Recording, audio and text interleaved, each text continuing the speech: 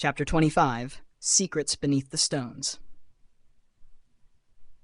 The air grew colder as the group descended deeper into the forgotten tunnels beneath Brum Korath. The soft glow of enchanted lamps carried by the dwarves cast flickering shadows on the ancient stone walls, illuminating intricate carvings that had remained unseen for centuries. The tunnels were wide, their architecture distinct from the rest of the city above. Older, rawer, as if forged by hands unrestrained by modern technique. Lucas walked near the front, his senses heightened. He couldn't shake the feeling that something ancient lingered here, watching. Mina followed close behind, flanked by Thomas and the small contingent of sent ones and city guards assigned to monitor their exploration. Tolgar, ever composed, led the way alongside a dwarven guide, an elder named Thranor, who spoke with quiet reverence as he pointed out symbols carved into the stone.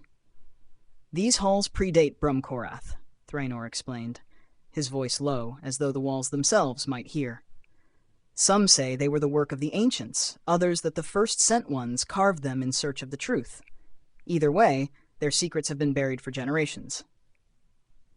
Mina stopped to examine a relief depicting figures raising their hands toward the sky, encircled by a spiral of stars.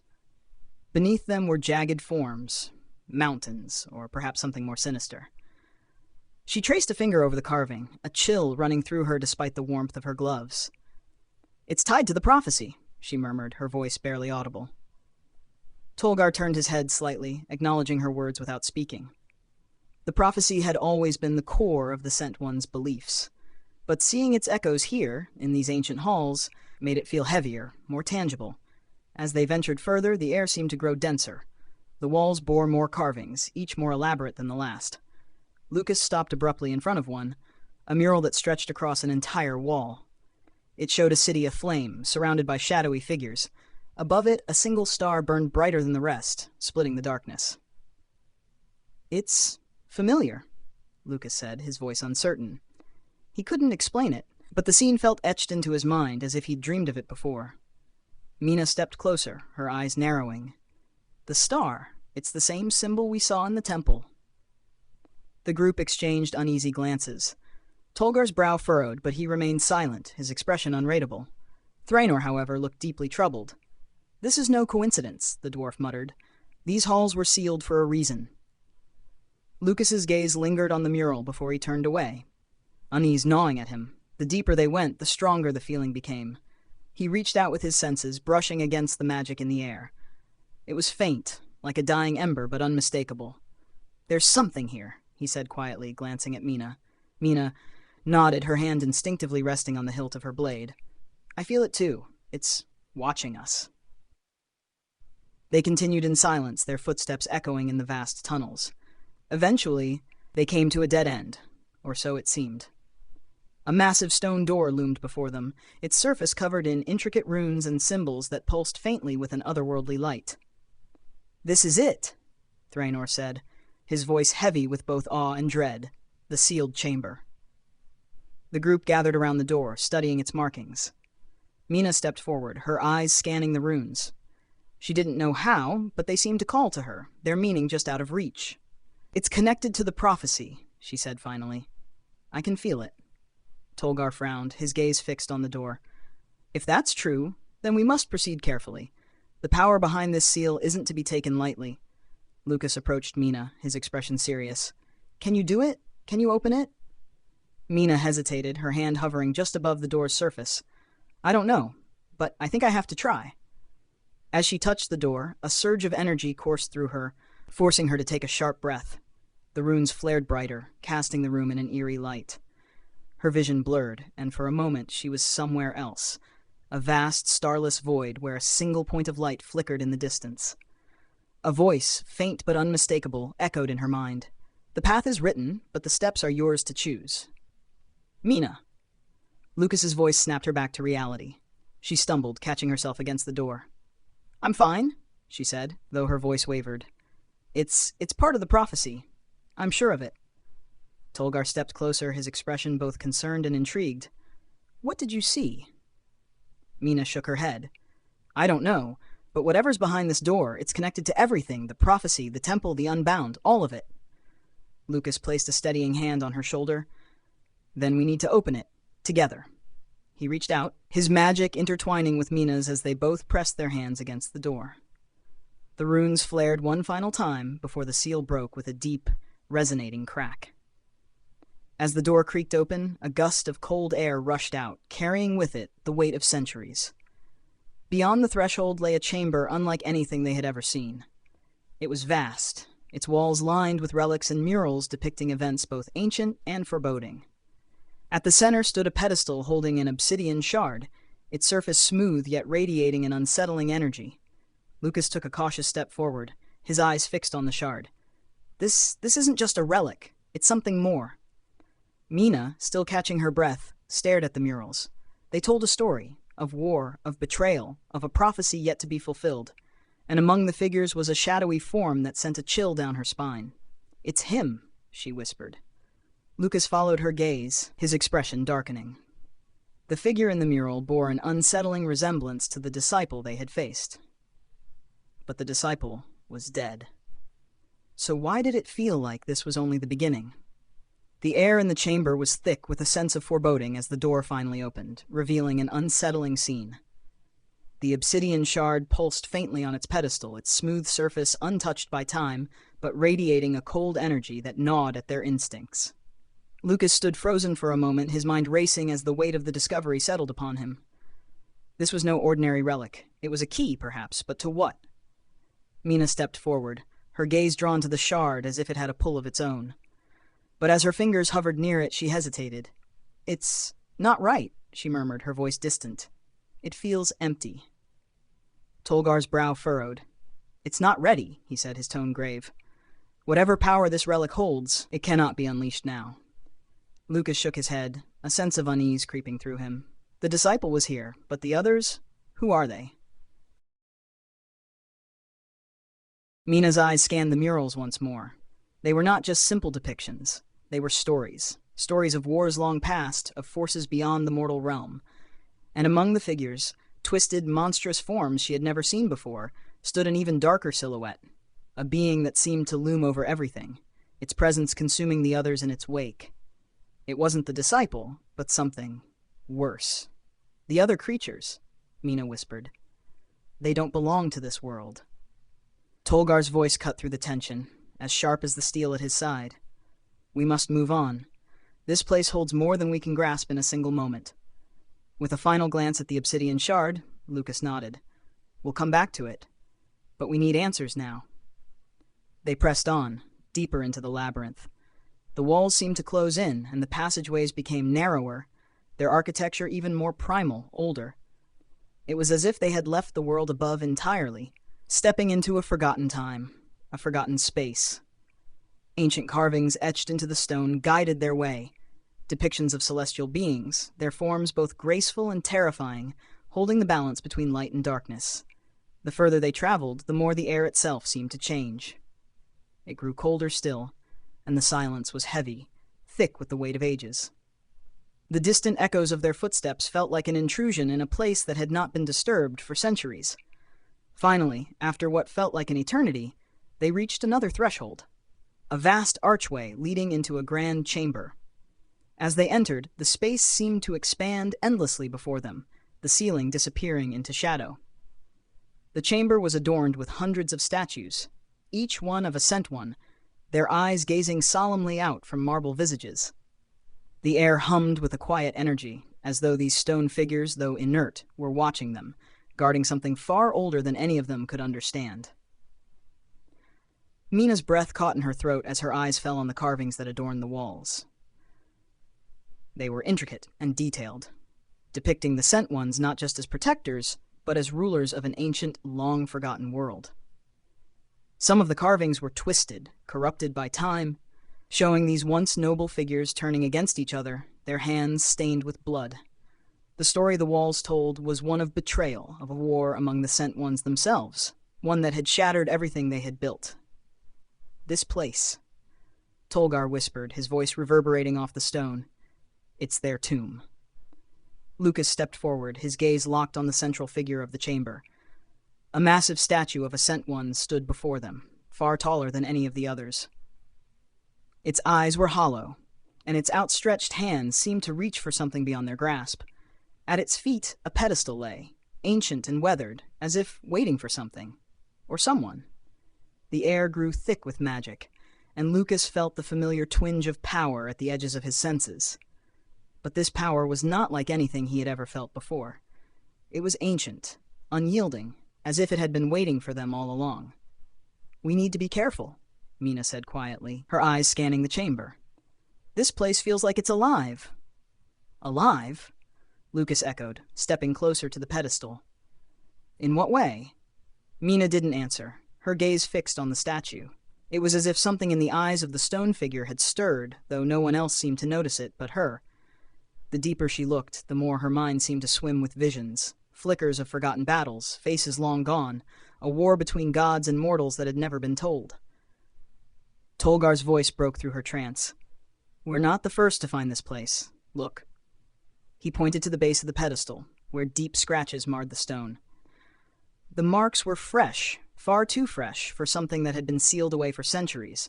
Someone or something had been here before them. "It's been disturbed," Lucas said. "The relic we saw earlier, it's part of this." The silence stretched for a moment longer, thick with the weight of the unseen forces that seemed to linger in the room. Then, slowly, something shifted. The air pulsed, a ripple of energy running through the stones. The statues seemed to twitch, their eyes glimmering with faint light as if they were awakening from an eternal slumber. A deep voice echoed through the chamber, rich with power, as ancient as the stones themselves. "You have entered the sanctum of the forgotten. The path is sealed, and you are its last witnesses. Beware the guardians that awaken in this place." The group froze, the echo of the words ringing in their ears. And then, as if the very stones had been holding their breath, the statues of the Sent Ones began to move. The chamber fell into a haunting silence, broken only by the faint hum of magic that seemed to emanate from the ancient stone statues. The once still figures of the Sent Ones now seemed to stir, their stony features slowly shifting as if alive. Their eyes, once hollow and lifeless, flickered with a ghostly light, and their hands, once clenched in repose, began to move, their fingers flexing with an unsettling fluidity. Mina's heart raced, her instincts screaming that something was terribly wrong. This can't be happening," she whispered, her voice barely audible. Lucas stood frozen, eyes wide, as the statues began to creak and groan with the effort of awakening. It was as though the very fabric of the chamber had come alive, vibrating with the power of ancient energies long dormant. Tolgar, ever calm in the face of danger, reached for his blade, his movements measured. "We need to be ready," he muttered, his eyes scanning the room. These statues were never meant to move again. The air around them seemed to thicken, crackling with energy, as if the very stones were becoming sentient, alive with the force of centuries-old magic.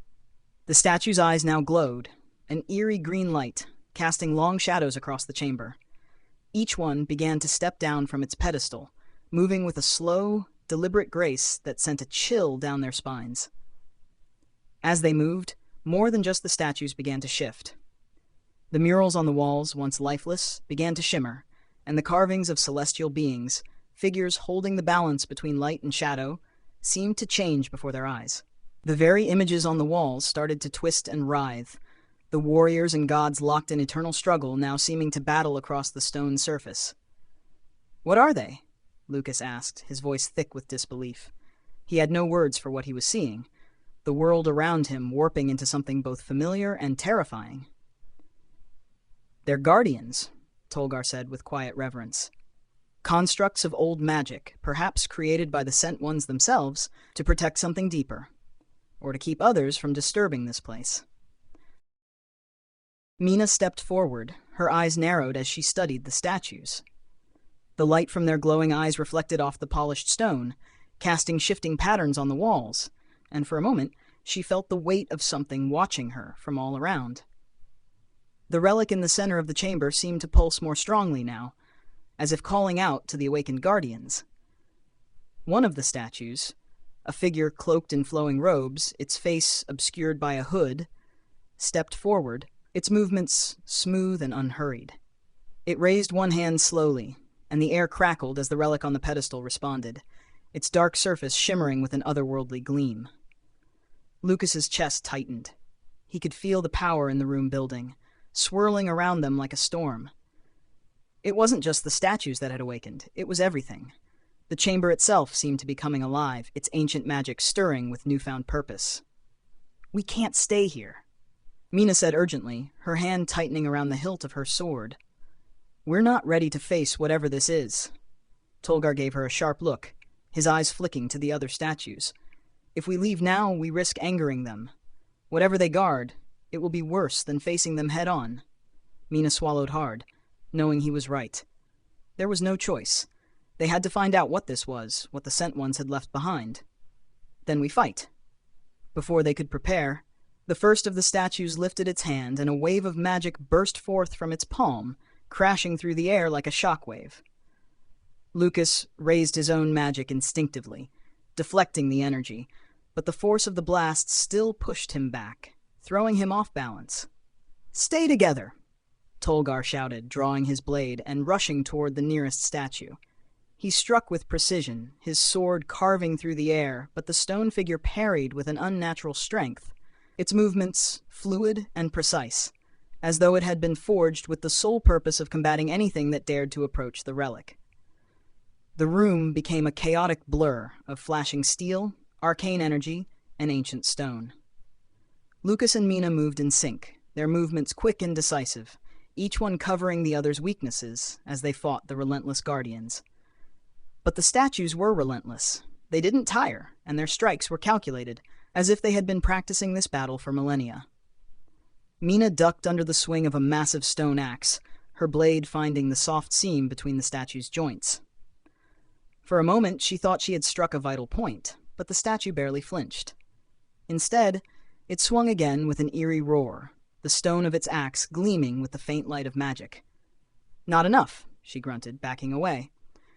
"We need to figure out how to stop them," Lucas called over the din of battle. His magic flared in response, a wave of force pushing back another statue, but it quickly regained its footing, advancing toward him with relentless determination. Tolgar was holding his own, his movements fluid and deliberate, but even he was beginning to tire. The statues were too many, too strong, and they seemed to regenerate with each blow. He called out, "There must be a way to disrupt the magic. Find the source." Mina's eyes darted to the pedestal where the obsidian relic still pulsed ominously. The connection between the relic and the statues was unmistakable. Whatever power lay within that shard was what fueled these guardians. "Lucas, the relic!" she shouted. "We need to destroy it." Lucas nodded, his magic flaring brightly as he made his way toward the pedestal, his hand outstretched. But before he could reach it, the relic flashed, first red, then green, its surface shifting with a strange and unnerving energy. A sharp, magnetic pull surged from the relic, and before Lucas could react, it began to change, twisting in the air like liquid. In an instant, it morphed into a bracelet, the dark shard wrapping around Lucas's wrist as if it had always belonged there. His breath caught as he felt the power of the relic flood into him, a dormant force that did not activate fully but lay there, quietly waiting. The statues froze. Every single one of the guardians, poised for battle only moments before, slowly turned. With mechanical precision, they returned to their pedestals, the glow in their eyes dimming once more, and the eerie silence returned to the chamber. Lucas stood there, his pulse quickening as he looked down at the bracelet now fused to his wrist. It felt alive, pulsing with a strange and unfamiliar energy. Though the fight had ceased, the tension in the air remained thick, the weight of the moment pressing down on him. We need to leave," Mina said, her voice edged with caution. Her eyes flickered to the now dormant guardians. Tolgar, too, glanced at the statues warily. "We've learned what we needed to, but this place isn't done with us." Lucas nodded slowly, glancing once more at the relic. Whatever it had done, whatever it was, had somehow halted the guardians, but its true purpose was still a mystery. Without another word, the group retreated from the chamber, the weight of their discoveries lingering as they passed through the threshold. The chamber remained silent, but the feeling of something watching them never left, and the relic on Lucas's wrist thrummed faintly, like a whisper from the past.